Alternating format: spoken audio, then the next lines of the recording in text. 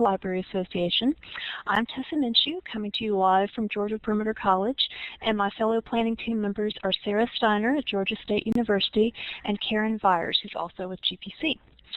The Carterette series webinars includes notable national speakers in addition to homegrown Georgia talent and highlights trends, innovation, and best practices in libraries.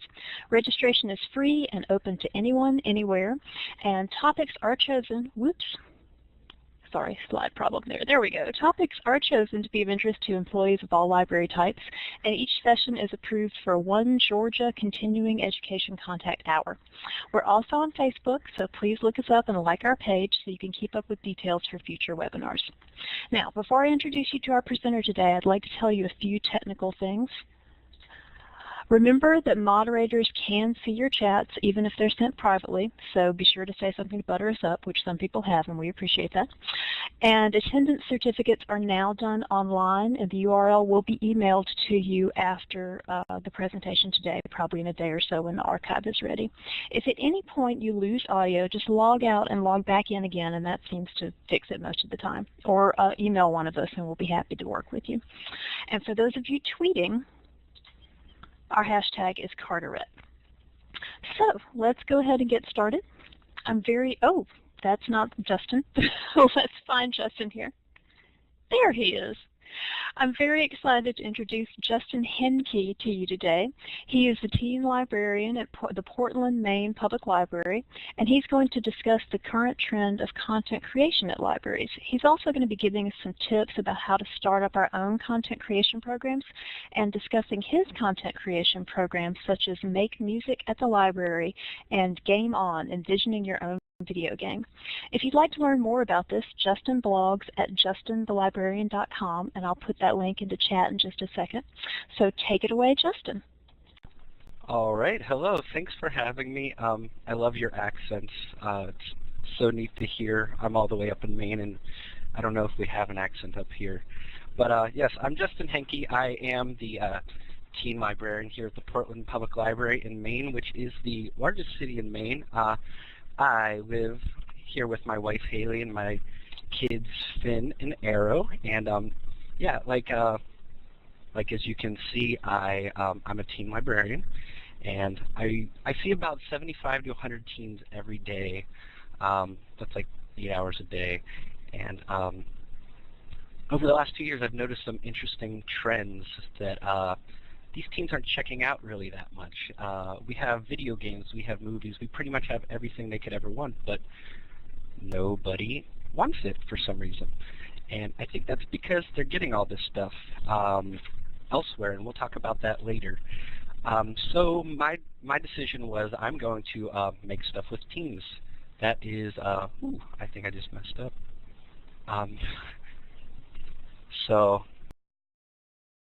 Oh, yeah, I totally just messed up. Sorry about that.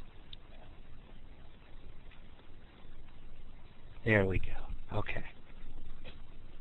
Okay, so this is my guarantee to you. This whole presentation is 100% ebook free. I think we're all tired of hearing about them. I'm tired of talking about them. And I think that the future in libraries isn't going to be anything with ebooks. I think we're going to have to be making stuff and collecting stuff with our patrons to keep our libraries relevant. So let's move along. Why? Libraries should not just be about consumption. The internet and digital media, all that good stuff, technology, you can get anything you want with the click of a button. I see this every day happen in my library. I just actually came off the public desk and I walked around, and all of my teens here have netbooks through their school. Maine has a really great iPad and laptop lending program. 3 of the kids that were here, I think we had about 50 in our room, were downloading torrents. And I'm not here to discuss the legality of any of that kind of stuff, but it is reality. Teens are, that's how they're getting their stuff. So I think to myself, well, what am I going to do? Yeah, it never happened. It never happened. I didn't see it. So what am I going to do to reach these teens? What am I going to give them? And that's how I got to this. The Skokie Public Library in Chicago, perhaps you've heard of them, they have a digital media lab. And as you can read there, their Digital Media Lab, they have everything that helps their patrons make stuff. They've got some really great Macs. They've got a green screen even where you could do all cool, crazy, awesome special effects and all that. So I was very inspired by these people. Just a note about their program. Their Skokie Digital Lab is only for adults. High school and older is what they'd call adults only. And everybody has to save their own work, back it up themselves. The library doesn't provide that yet. And they do have an excellent staff there who are trained to work one-on-one with the people that are in their Digital Media Lab. I question, what were the teens downloading? I believe they were downloading something soccer related. I have a lot of soccer fans in this area, so maybe they were downloading a match. They tend to do that quite a bit. And if you're interested in the Skokie Media Lab, I highly suggest you read everything that they've done on this blog. It's just really, really, really good stuff. They're making awesome things for their community. And moving along. The economy. I always wanted to talk about the economy. So everybody loves talking about the economy, and everybody, at least in my opinion, seems to use it as an excuse for why they can't do something. I found this quote, and it sort of sums up how I think our world is changing, and why the world hasn't sort of recovered from this economic crisis. We're moving into this creative economy. Instead of people just going to their jobs, doing the same thing every day, waiting for retirement, people have got to grow and learn. There's so much stuff out there, and they've got to learn it somehow. They've got to adapt. And we're living in that creative economy now. Creation and innovation are the things that are going to get us ahead. They give us the skills to build, think, and make something. And libraries and the economy, we have quite an intertwined history. It always seems like when the economy is bad, library usage tends to go up. So I see this as a great opportunity for us to be on the forefront of this. We are living in the creative economy. There's so many people out there that don't know how to use these creative tools. Why don't we give these tools to our communities? Why don't we teach them how to use it? It's pretty simple to do, and I hope to get to that soon. Local collections. That's the other great part about helping people make things, is I found out when you give people the tools to make things, they often just want their stuff to be heard, seen, whatever.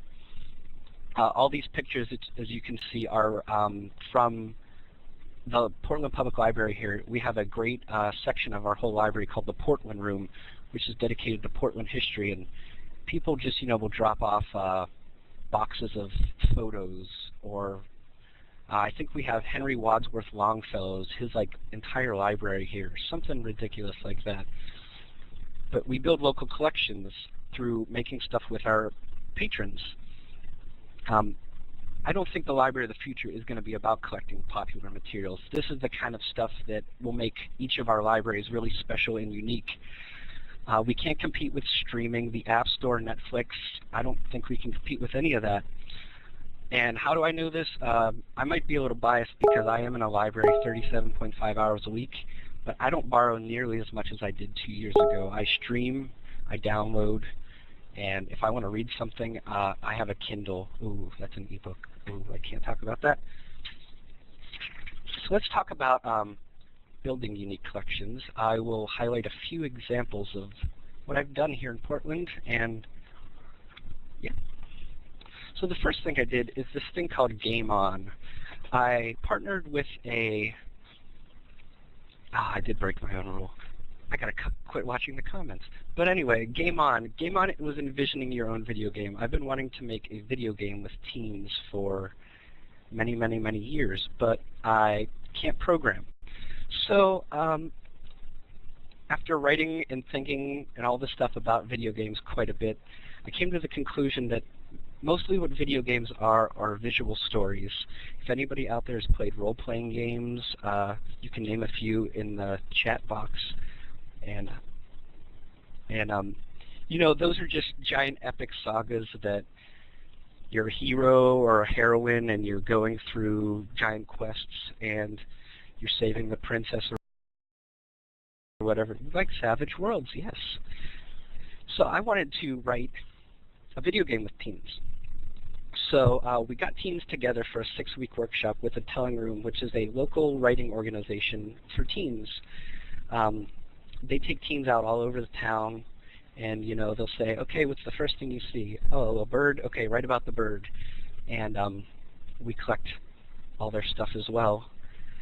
And it's teens writing stories about their towns, about everything like that. So game on. I get sidetracked very easily, so I'm back on this. Game on. We spent 6 weeks brainstorming, coming up with plots, stories, subplots, characters, everything you could name. And it was one of those things where at the end of the program, we didn't actually have a game to show, but we did have all these notes, all these written stories, like 5-page written stories, all of these sketches and everything. And I thought, this stuff is just going to sit in some kind of closet somewhere. We got to get it out to the world somehow. So that's when I discovered Google Docs, which everybody probably in the world knows about. I put everything I do up on Google Docs in a folder, sketches, artwork, everything. And I shared it with the world. And that began our teen, I guess you could call it the Made by Teens sort of, we have a sub-library within our library, and there's the link on the side to that. And I highlighted Google Docs. I gave them their own slide because I think it's really important to, Google Docs is such a simple tool. You sort of forget how great it can be. It can hold so many files. It can publish them straight to the web. It doesn't look super, super fancy, but in collecting stuff that people want to share with their communities, I don't think they really want super fancy. They just want to be able to go to this site and say, look what I did. Isn't it really cool? I did this at the library. I had a lot of fun. So, you're just going to go and see a Google Doc, but people will be proud of that. And I see a question. How many teens participated in the workshops? We capped our workshops at 10 teens. We've tried bigger workshops, but anything over 10, it sort of gets a little bit hectic, and we lost focus pretty easily. So 10 was it, and we left it at that. Oh yeah, 10 teens. It was tough to get those 10 teens to show up. So another thing that we did this summer was we made music in the library. We have these really cool study rooms at our library. They are just these giant glass rooms. And we spent 4 weeks this summer. We just set up an 8-track recorder. And we joined forces with that wonderful woman who's in that picture. Her name is Santiago. She is a local hip-hop artist / DJ. And she loves working with teens. She just likes to make music. And she's very well connected in our community. She knew all these national hip-hop artists. And so she put out the word. She said, I'm going to make some music with some teens in a library this summer. Can you supply us with some backing music and beats, and so we can just jump right into the songs? And I believe we got 3 or 4 hip-hop artists from across the country to submit beats. And we started off the first week. We had the teens listen to everything we collected and said, what do you want to do? How many songs do you want to do? Do you want to do all 4? Do you want to just work on one? And it turned out we had 6 kids do this, and the kids split off into groups of 3, and each one tackled a song for the next 3 weeks.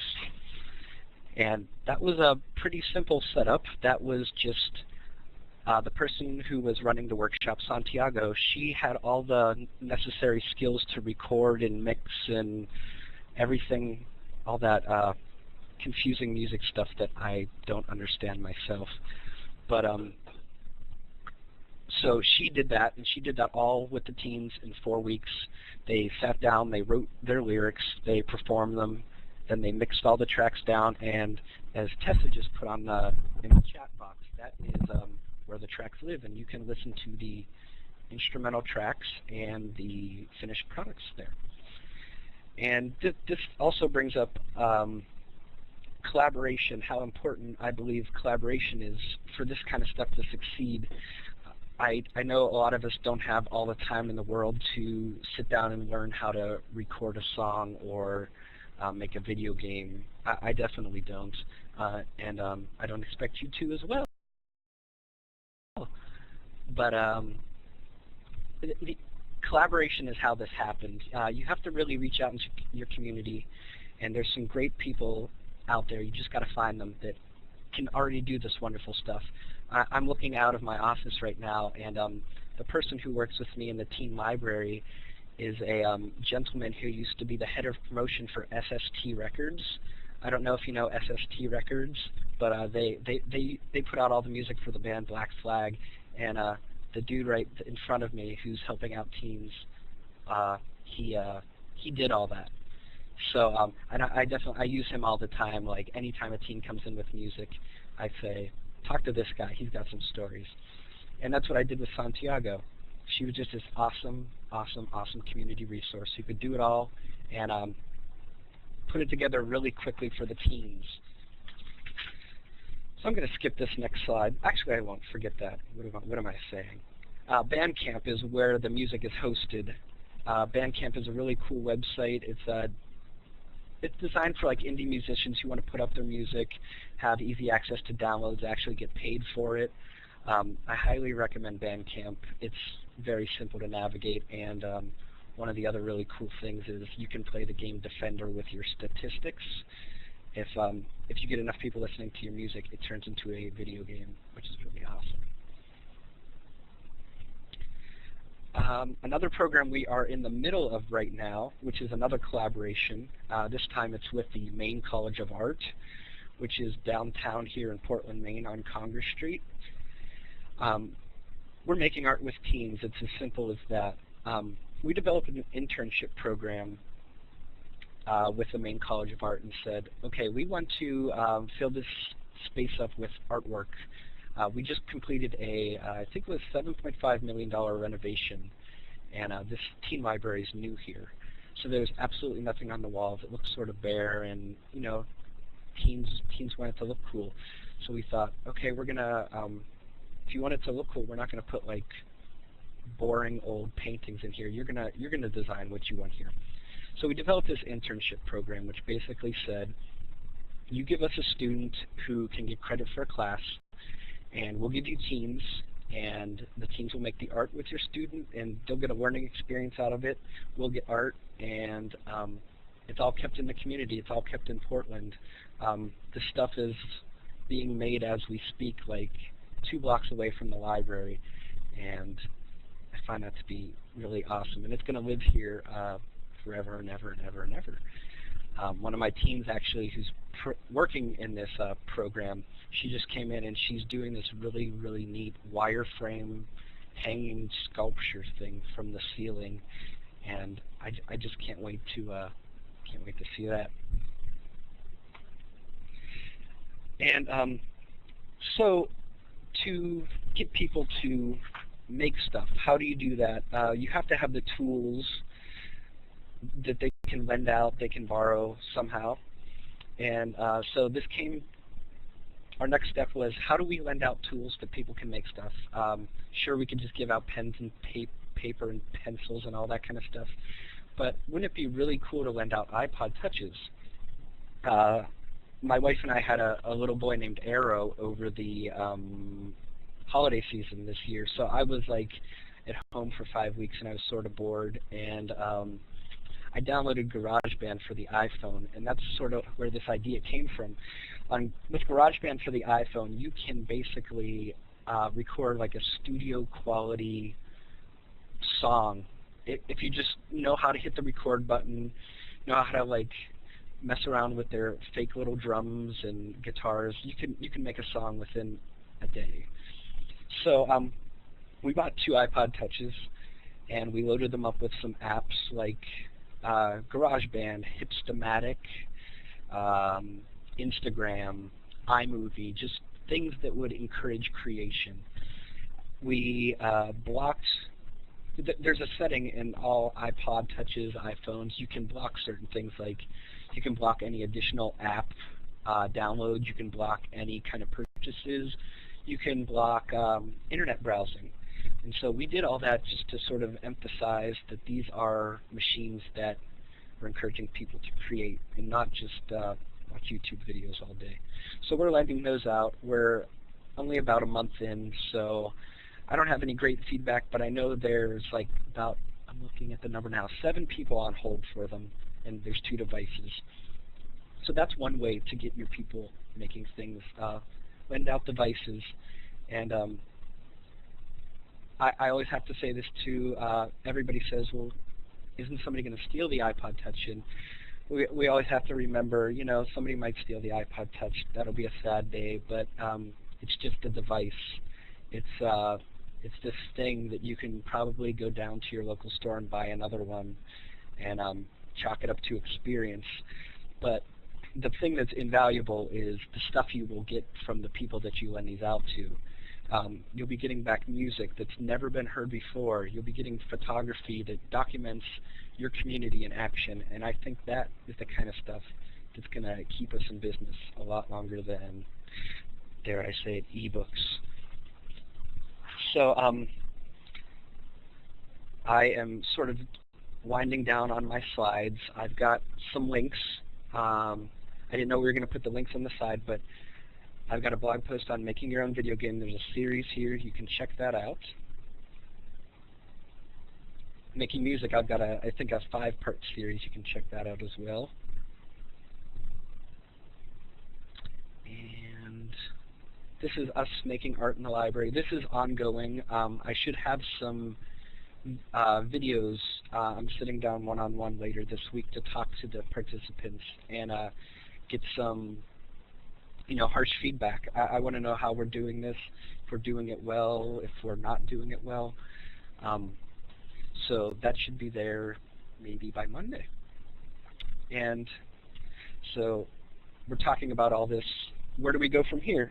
I think the future is investing in creative spaces. If your library is going through some kind of major renovation right now, I think it would be wise to maybe cut back on how many shelves and all this kind of stuff you have that you typically put in libraries, shelves and all that kind of stuff, and just put creative spaces, put rooms that people can go into, fill them with neat things, pen, paper, recording devices. As you can see in this picture, I have a kid who brings in his DJ equipment weekly and sits and makes mixes, so then on the weekends he goes out and DJs, and it's all done here. And I emphasized investing in creative spaces because we just went through this renovation here, and I have tons and tons of shelves in this teen area, and I just did a weeding of the teen fiction that hasn't checked out in like 2 years, and I totally got rid of one whole giant bank of shelves, and I have this giant empty space now, and I'm like, okay, you know, we could have had something bigger and better here, and so that's my next step, is to add more creative spaces. Investing in the tools. Chances are, like I said, you probably don't have the time to learn all this stuff, but there's got to be somebody that knows how to do it in your community. Everybody's a musician. Everybody's a photographer at heart. You can see that just walking down the street. And I bet a lot of your teens are too. I've learned a lot about my teens just with one-on-one discussion. You know, they come in, they want to just talk to somebody most of the time. That's another big reason why they're here. Free wireless and somebody to talk to. And I've learned a lot of these teens, they want to just express themselves somehow. I think we were, I know we were all there when we were 16. We probably all had journals. Maybe we were on LiveJournal and we wrote about all the horrible things that were happening to us. Wouldn't it be really cool if the library could offer tools to these people to record a song, to record about, you know, record a poem, something like that. I'm going to post a link on the side here that I just snagged. This is a link to a Facebook album. We've just been collecting. We've been telling the teens, teens come up to me and go, "Oh, I've had a really bad day. My life is miserable. Blah blah blah." And I was like, "Well, why don't you write about it? Why don't you get something off your chest? Write it down. Talk to me about it. Write it down." So we've been giving them these tools, and they've been writing things for us. And look what we got. We got some stuff, and I'll add another link, which is the art they've been creating. Some people want to express themselves visually. Invest in creative employees. I guess this is a sort of a tricky thing. How can you tell somebody's really creative? Should you hire a musician instead of a librarian? I don't know that. I don't know the answer to that. But you should be thinking about employees that really want to think outside the box with libraries. Not just people, it's great to have people that are really into books and really into just the traditional way of libraries, because we definitely cannot forget about that. I just had a patron that came through today who saw our video game collection, which is like 250, 300 games, and she was like, "I can't believe you're doing that. Yeah, you got to have more books." So you got to reach out to those people as well. But investing in creative employees, you start to get these ideas about new ways of how the library can work. I personally never thought I'd be a librarian. I was actually trained to make glasses as an optician, and all the cool stuff I've learned from that, I know it doesn't seem like a lot, but I sort of bring into the library, like making glasses with somebody. There's a lot of one-on-one chatting and talking, and I sort of brought that to being a librarian. And let them run wild. Don't worry about these tools getting damaged. We could write all these gigantic long waiver forms for these things to be lent out, but I've had no problem with not writing out these giant waiver forms. We sit down with our teams before we lend anything out or give them anything and say, "Listen, this is kind of a big deal. It's not." We invested quite a bit of money in this 8-track recorder or something like this, and this isn't yours, this isn't ours, this is the community's. And that really hits the heart of a lot of people. They know they'll be the people that are responsible for the future of this. I did a post on Tame the Web. It's called The Graveyard. If you just Google Tame the Web, The Graveyard, when we lost our when we started our video game collection, we lost quite a bit of them due to theft. And we did this graveyard idea where it said, somebody took our games, and that's fine. You're not stealing from us, you're stealing from everybody else. And it really sort of resonated with the community. People came in, people would come in just to see this graveyard idea, and they went, "Oh my God, it's I could ruin this for everybody, and that's not cool." And so there's that. I think that's my last slide. Oh, yes, that is almost my last slide. I think we should be friends on one of these awesome social networking things, the Twitters, the Facebooks, and the blogging. And I think that's all I got for right now. I would be happy to answer as many questions as everybody has.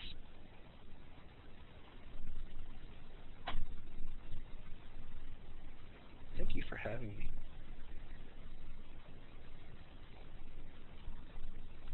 I believe I did see a question come up about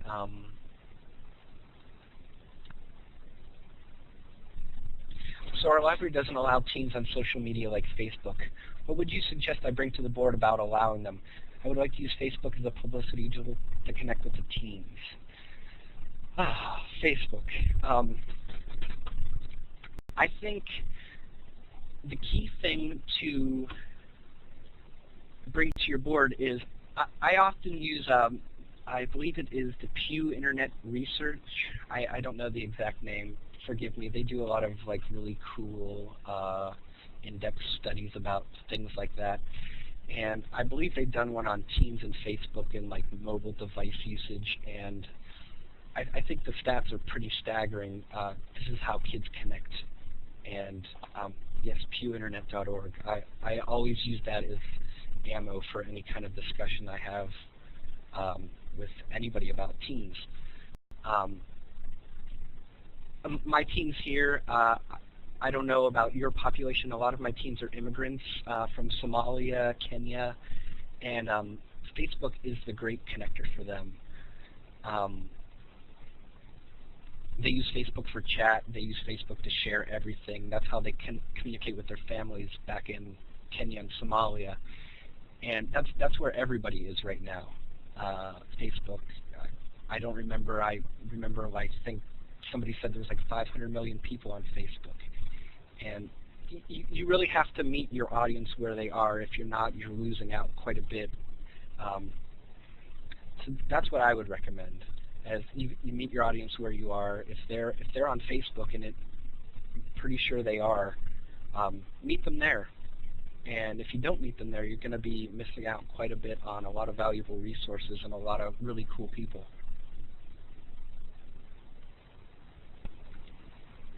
I'm trying to see if there are any other questions. Yeah, we have a lot of Somali teens here as well. And are your Somali? This is a question from me to Andrea. Andrea, are a lot of your teens using Facebook?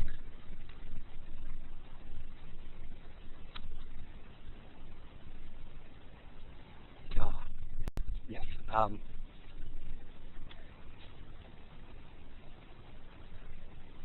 Okay, Andrea had a question about working with creative people. They don't do email. Okay, yeah. Okay, sorry, I was reading too many at once. Yeah, teens don't do email here. I have one teen I helped recently print out like a work report or something for school, and I asked her. I said, "Wow, I'm surprised you have an email address." She's like, "Yeah, I just use it to like send myself documents. I never check it." So our challenge is that our technology can't keep up with the teens.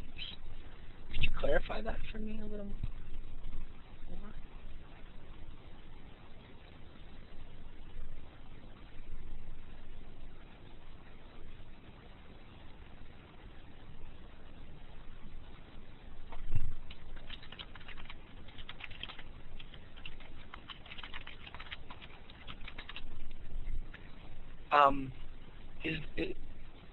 Is there a reason why your computers don't have Adobe or Flash, or are they just it's just how they're set up?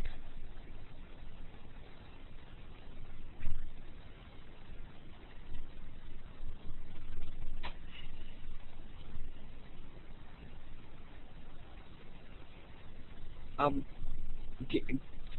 just thinking about the Adobe and the Flash situation. How we've encountered that in the past. It's really been sort of a trial by error here. We have a team computer lab of 12 computers, and it's sort of been one of those things. As things come up, we tackle them like one-on-one. Like I think a few weeks ago, one of my teams was applying for a job at Subway, and for some reason you can't apply to Subway unless you use Microsoft Silverlight. And we never knew that, so that was one of the things we just added. We keep adding to our technology as needed.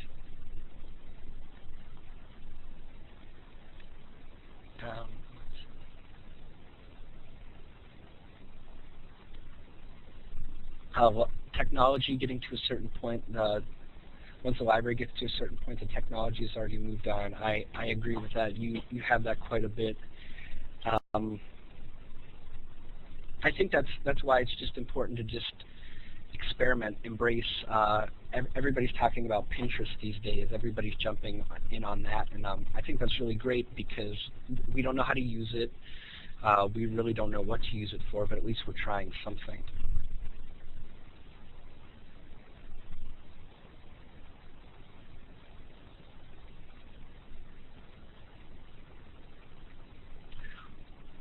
What about recruiting teams help with IT support? Yes, I cannot emphasize this more than enough. They know a lot more than us.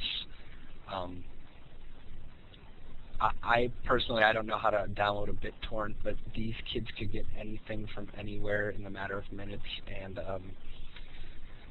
it's pretty impressive. So yeah, there could even be a whole volunteer army of IT teams that want to do this. I know one of our local classes here in Portland, Maine teaches JavaScript, which is really cool, and I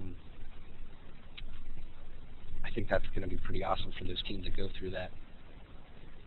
Oh, you've had teams teach Scratch animation. That was Scratch animation is a really cool. I believe it's an open source programming language. It's really easy for people that have never programmed anything before to use. They can just sort of jump in and make their own programs, video games, that kind of stuff. And we looked into that with expanding our video game program, where we made the video game with teens. But we couldn't find any teens that were into Scratch around here.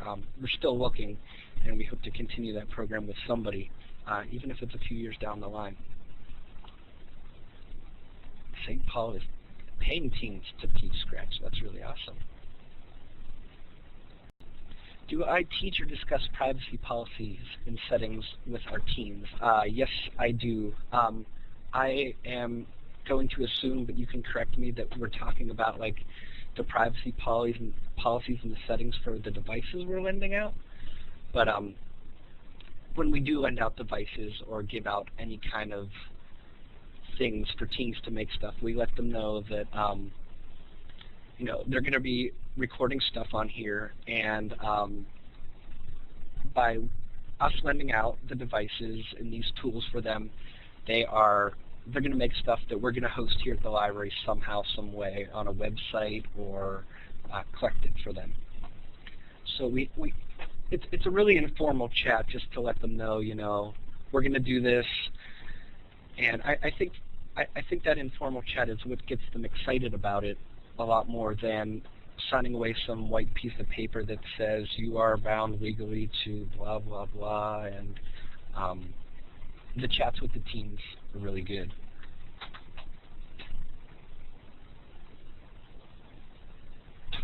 Helping them understand what they're sharing on social media. Yes, that is a definitely something I do. I try to friend all the teens that I work with on Facebook with my personal account.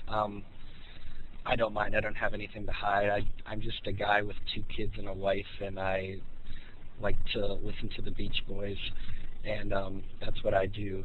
And I've seen some crazy things come through my news feed with the teens, and you know, I'll be reading that, and then the next day they'll come through the library, and I'll be like, hey man, you come over here, you shared this, and you know, you might want to watch out. Like, you know, it was pretty funny, but, and it all comes back to these informal chats. I really do believe that these are the things that keep our library going.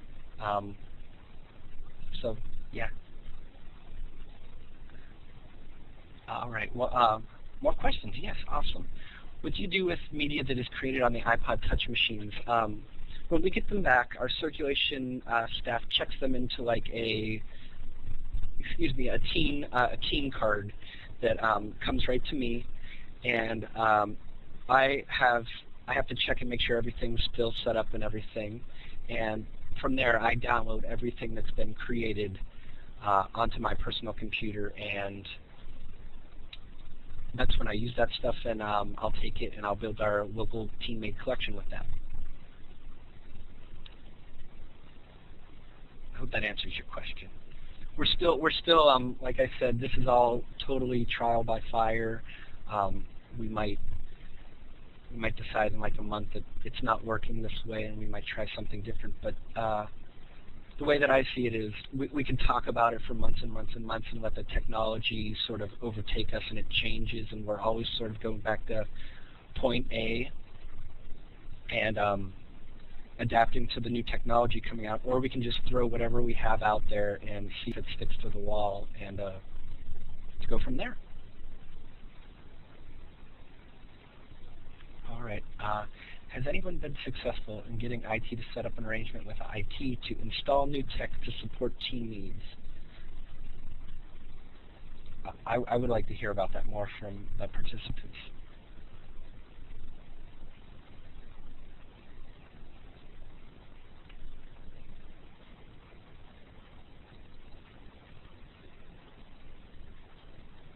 Yeah, informal chat's very important for face-to-face dialogue. I think this is yeah, I can't stress the importance of this enough. Getting to know their names, any patron names. If somebody wants to come up to you and talk to you about this crazy movie that they saw last night, just listening to them, I think it makes their day, and these people keep coming back to the library.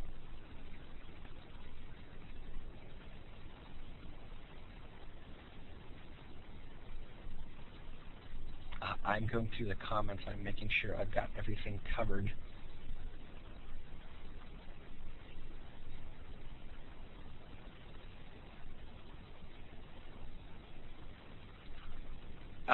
Michelle brings up a good point talking to your IT staff. I'm totally not knocking IT staff, but they live in a different world than we do as librarians or whatever we are, and talking to them and letting them know your needs and letting them know you're slightly educated on these topics, I think is great. I have a awesome, open, wonderful dialogue with our IT team, and yeah, you got to bring them in cookies sometimes. I'll just say that. You bring them in cookies and say, hey, thanks for installing Microsoft Silverlight. I know it was a drag, but that team that wants to get a job at Subway really appreciates it. I love reading all these comments. Yes, IT guys love donuts as well.